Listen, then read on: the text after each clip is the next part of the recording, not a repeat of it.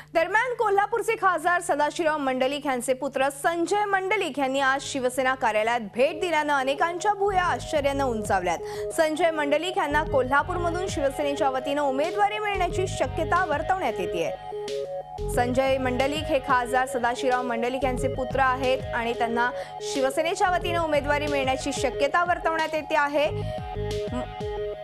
कोल्हापुरातून त्यांना ही उमेदवारी मिळण्याची शक्यता वर्तवण्यात येते। आज संजय मंडलिक यांनी शिवसेना कार्यालयात भेट दिली आणि त्यामुळे कुठेतरी आश्चर्य व्यक्त केलं जात आहे।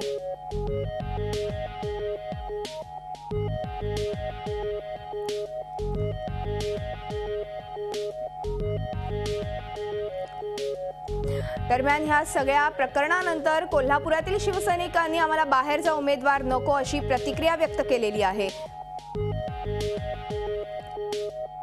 बाहेरून येणारा जो उमेदवार आहे तो आम्हाला नको आहे, कारण आत्ताचा उमेदवार हा सक्षम उमेदवार नाही आणि आमच्या पक्षप्रमुखांच्यावर आमचा फार विश्वास आहे। पक्षप्रमुख आम्हाला नाराज करणार नाहीत आणि पक्षप्रमुख देतील तो आदेश मान्य आहे। शिवसेनेचं जो काम सच्च्या पद्धतीने निष्ठावान पद्धतीने करतो त्याला शिवसेनेची लोकसभेची उमेदवारी मिळावी ही सामान्य शिवसैनिकाची इच्छा आहे आणि पक्षाने या सर्व गोष्टीचा विचार करून कुठल्याही उपरा उमेदवार पक्षांच्या सामान्य कार्यकर्त्यावरती लादू नये हीच शिवसेनेची भावना आहे। या भावनेतून शिवसैनिकांनी आज ह्या मेळाव्याचं आयोजन केलेलं आहे। झी 24 तास रहा एक पाऊल पुढे।